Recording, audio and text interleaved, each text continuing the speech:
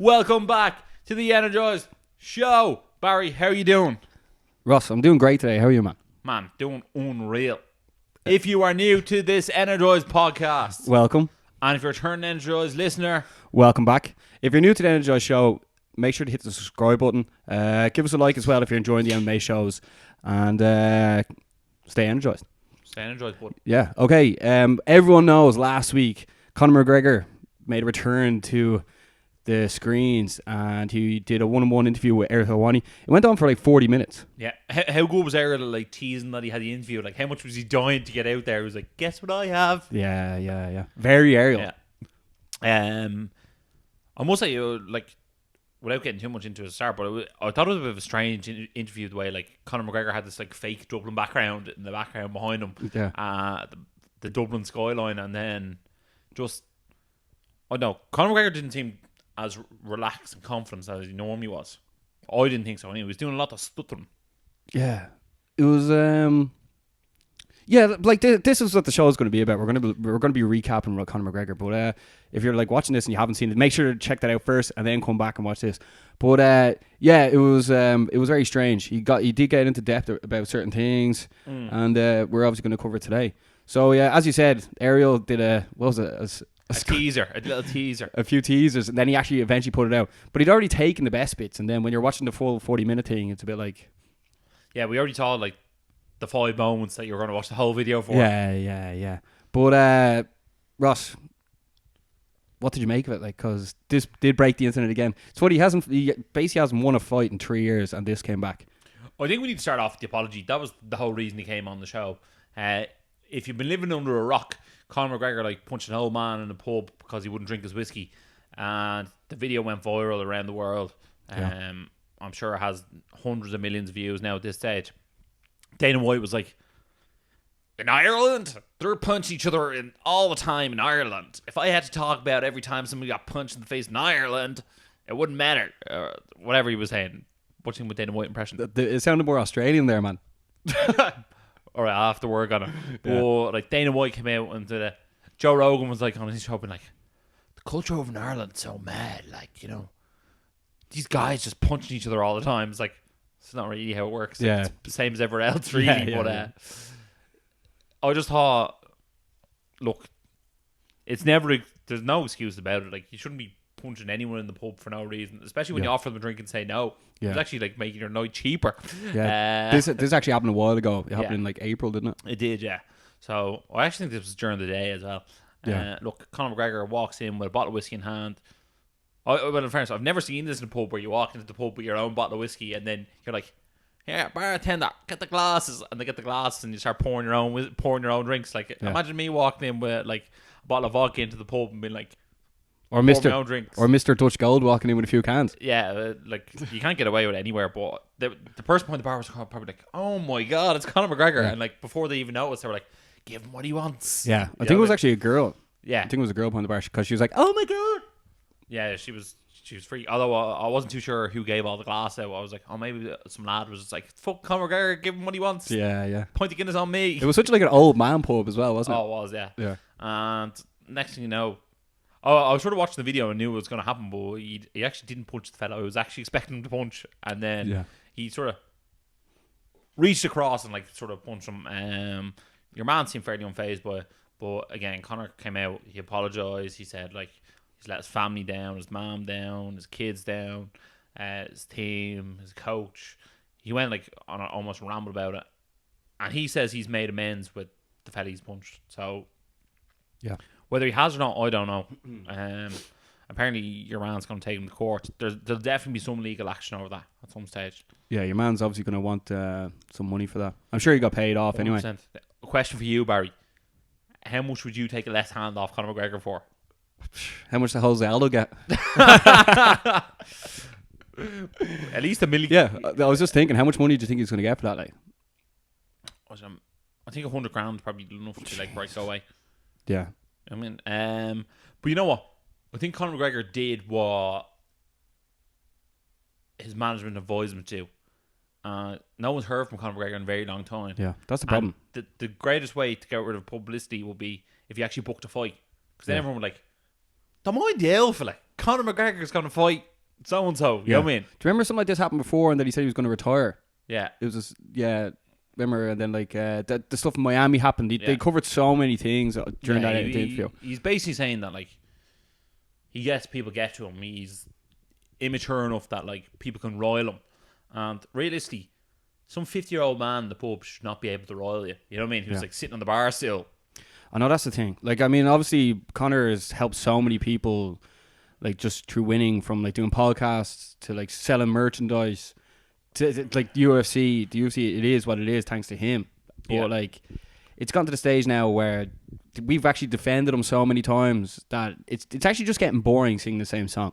100%. You know what I mean? Like, the fight game is real. Like, what have you done for me lately? Yeah. And like the last time Conor McGregor won a fight was 3 years ago. You know what I mean? So he hasn't done that much for us lately. His last fight he fought against Khabib and he lost. His fight previous to that he fought against Mayweather and he lost. So like, we're not sitting here dying to like watch him get in a bar fight. If he's gonna fight, we want to see him in the octagon. Yeah.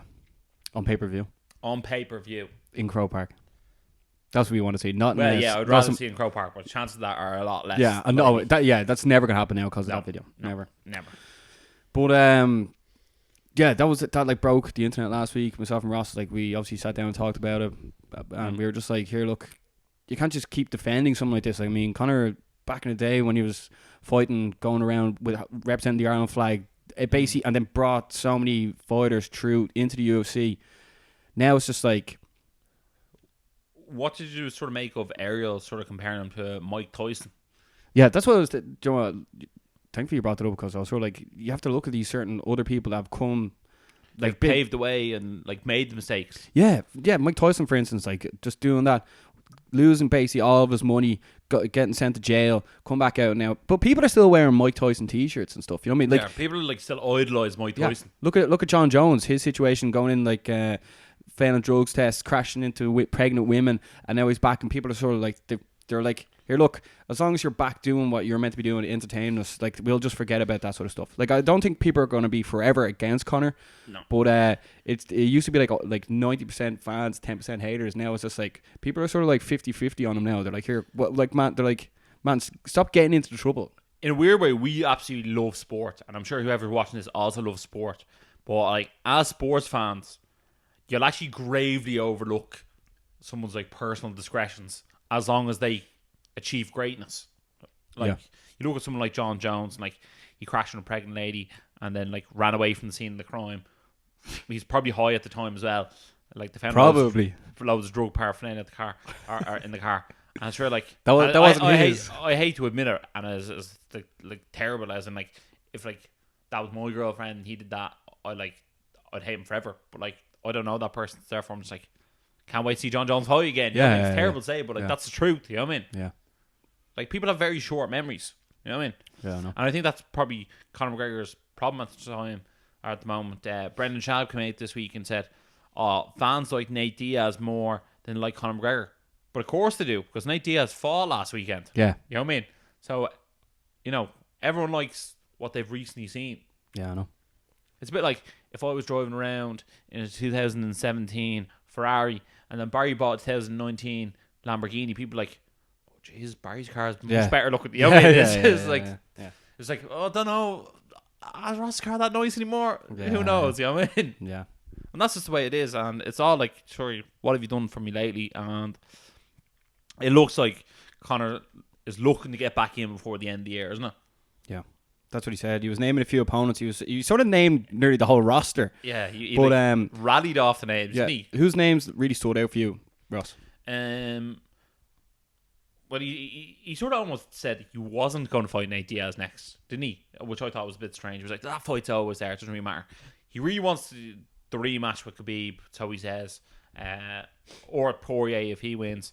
Then I actually thought he sort of harped on about Frankie Edgar a bit, which I thought was a bit strange. But then he also mentioned like Uriah Faber, and I was like, geez, he's really looking for like to fight someone who was like, right, can definitely beat them. Yeah, I know. And then Frankie Edgar, for instance, he said he was going to fight Justin Gaethje over the summer at one stage.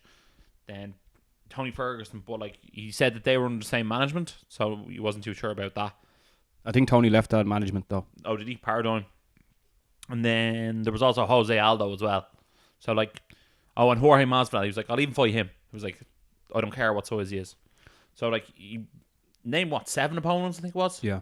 Well, what do you think he should do realistically? Like, I mean, everyone knows the stuff in the background. He was saying that his team, they're all like not really that friendly anymore, which is well known around Ireland anyway. Yeah. Obviously, more of that will come out when Paddy Hoolan's book comes out in October. But Conor says he does want to fight again before the end of the year. There's only really 2 events you can be on. UFC 244, that's in MSG, November 2nd, so New York. Which I think they're going to try and do Usman Covington on. All right, and then the other one's UFC 245 in the T-Mobile Arena, December 14th in Las Vegas. They're the only real 2 options he could be on. My only problem with this is, right, Diaz and Masvidal I think are going to fight before the end of the year, right? And I want to see them fight in the main event. I think they should fight in the main event of UFC 245 on December 13th. Put them ahead of Amanda Nunes versus Duran. You know what I mean? Yeah. Like, really see what's the real main event here. You know what I mean? Let's be honest. Then that's why the Conor UFC 244 is probably the best option November 2nd. Because if you think about it, UFC 245 is only 11 days before Christmas. Yeah. And it's over in Vegas, where if 244, like sort of Irish people, it's easier for Irish people to get to New York. So that probably makes most sense, doesn't it? So we have a look at like opponents for McGregor to fight. Yeah, far ahead. So, right, Masvidal's going to fight Diaz next. Like, you can't not make that fight. Yeah. Also, shouldn't they not be listening to the fans? It's like, we want this. It's like, right, if I'm going to charge it, I'll give it to you. You know we're telling you what we're willing to pay for. Yeah. You still won't give it to us. Yeah. It's like, you know what?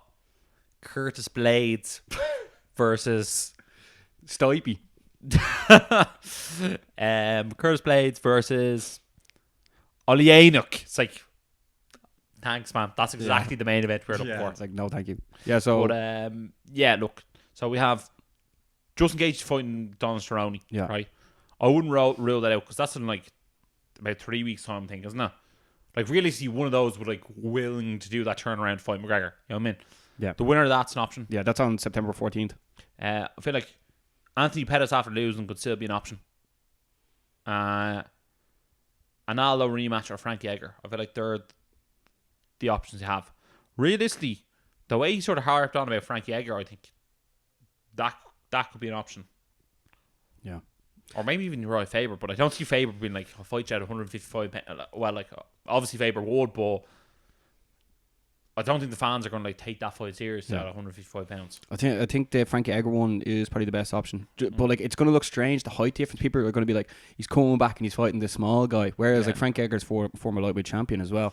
Maybe he should fight the winner of Gaethje versus Cerrone. How like their chins will be weak after the war. They're going to fight each other and be like, they get in there and knock them out. Well, the thing is, Khabib and Poirier are fighting not this weekend, but next weekend. We're going to break that down in advance. But Conor said that he wants to fight a wrestler, so Frankie Edgar, in the build-up to Khabib. So that could make most sense. And like like a win for Conor McGregor helps everyone, even himself. Hold on, one person we're totally forgetting. He could have to fight Tony Ferguson. He never really like he mentioned that, but it was like and then it's like we really like Tony Ferguson, but you know Frankie Edgar, he's looking sharp. Yeah, I don't think Tony Ferguson to come back to that is a great idea, but who knows? We'll obviously keep up to date with that. Yeah, the only thing with McGregor versus Ferguson is that I actually like McGregor in the fight, because like Tony Ferguson gets like battered in the first round all the time and then like turns into a zombie. But I feel like if McGregor punched him, it would be like a different gravy of zombie in 3 rounds. Yeah. Here, by the way, I was only thinking that I think Poirier is getting overlooked by Khabib, and I think he could actually possibly win it. Do you think so? Yeah.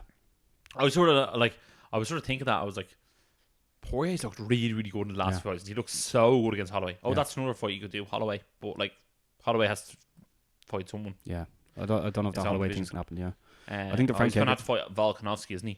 Yeah, there's too much for him there. Although you could tell Volkanovski to take a seat, bro. He's fighting McGregor, and like Volkanovski has like not much he can do about it. Like, people are like, yeah, but people will want that 5. People will want McGregor, Holloway 5 rounds, whereas McGregor, Edgar, people will take 3 rounds of that. And then also 3 rounds like suits McGregor, because I feel like he can win a 3-round fight. I feel like if he fought Khabib in a 3-round fight and he knew it was a 3-round fight, he'd probably have a good chance of beating him, because he'd be like, right, all I have to do is like win the first 2 rounds. Yeah, that's the one I like from him anyway. I want to see him back, and he stays out of trouble when he's training. It's like anyone who stays training who's concentrating on something like that. Do you reckon if Poirier does upset Khabib, McGregor will be like, right, I'm going to fight Poirier Yeah. Yeah, well, he probably would, wouldn't he? Yeah, well, that's what happens in the fight game, you know? Yeah. But also, over the weekend, this weekend, it's UFC China. Before I just say anything about that, is there anything else we want to say about Conor? No, I do feel like Ariel Helwani came under a bit of criticism for the interview. I feel they should have pushed him.